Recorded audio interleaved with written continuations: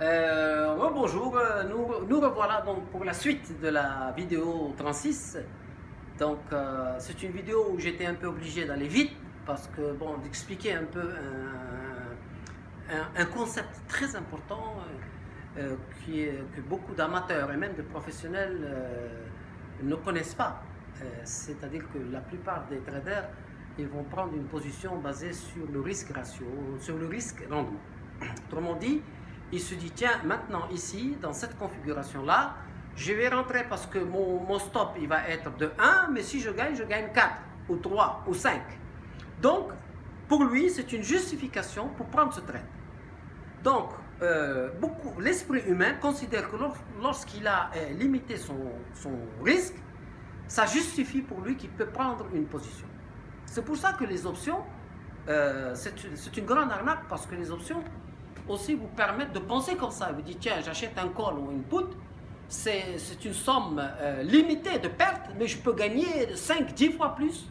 Donc tout le monde va acheter des options. Mais 90% des options, elles expirent à zéro. Donc tous ceux qui ont acheté des options, il y en a très peu qui gagnent de l'argent sur le marché. Bien, sur le marché du trading, c'est exactement pareil.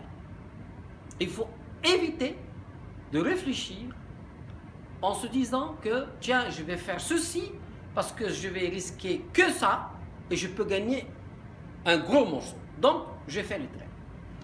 Alors, je vais revenir donc sur cette vidéo à 37 pour expliquer vraiment ce qui se passe, ce qui doit se passer dans votre cerveau lorsque vous êtes en train de faire du trading.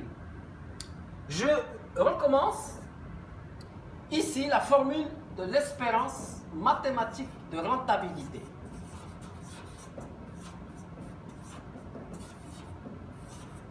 C'est très important. Elle est égale à la probabilité d'avoir raison, donc la probabilité de gain, moins la probabilité de gain multipliée par le gain espéré, moins la probabilité de perte multipliée par la perte que vous êtes prêt à accepter, c'est-à-dire le stop loss. Bien. Et donc ça doit être positif pour prendre une position sur le marché. Mais ce qu'on réalise lorsque vous regardez des traders, vous allez voir qu'ils font attention qu'au gain et à la perte. Ils négligent un peu ça pour aller faire ceci et cela. Bien, si vous voulez gagner 2 ticks et vous êtes prêt à perdre 5 ticks, personne ne va vouloir faire ça. La plupart des traders, si vous leur dites, tiens, je rentre, je vais chercher 2 ticks et je suis prêt à perdre 5 ticks.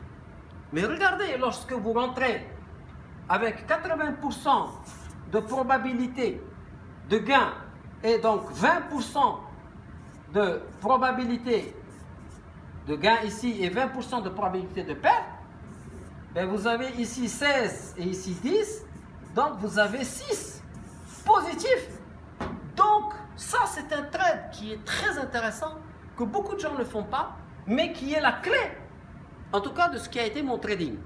Moi, j'ai toujours basé mon trading sur cette formule, sur l'espérance mathématique de gain. Et en particulier, je donne la priorité absolue à la probabilité de gain et la probabilité de perte.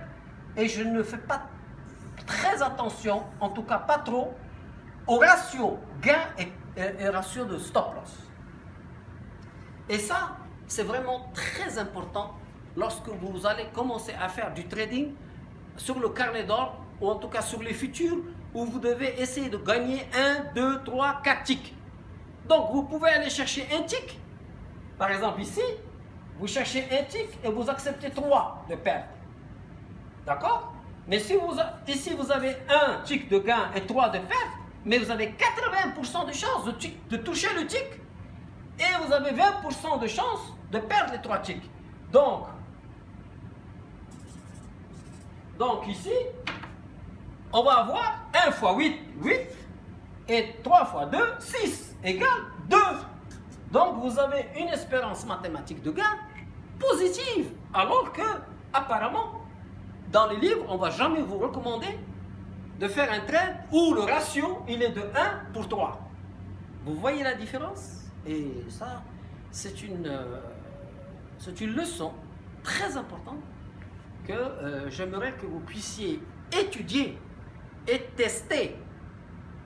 C'est pour ça que lorsque vous allez mettre des brackets sur NinjaTrader ou sur un autre logiciel pour rentrer et essayer de gagner rapidement quelque chose, vous pouvez vous permettre de mettre un peu plus de stop loss parce que votre probabilité de toucher le gain est largement supérieure à votre probabilité de toucher la perte. Voilà.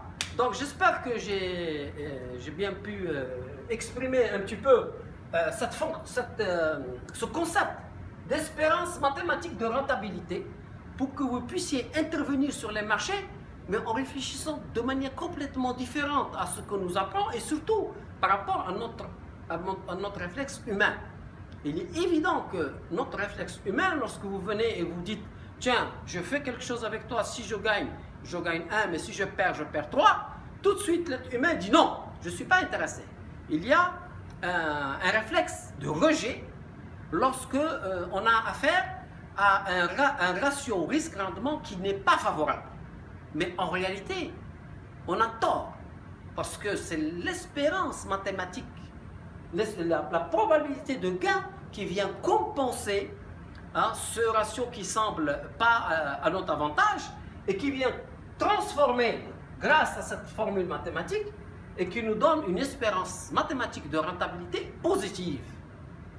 Voilà, donc je crois que ça va être peut-être ma dernière vidéo aujourd'hui. Et donc je vous souhaite de la regarder, de l'étudier et de me donner votre avis, j'espère très encourageant.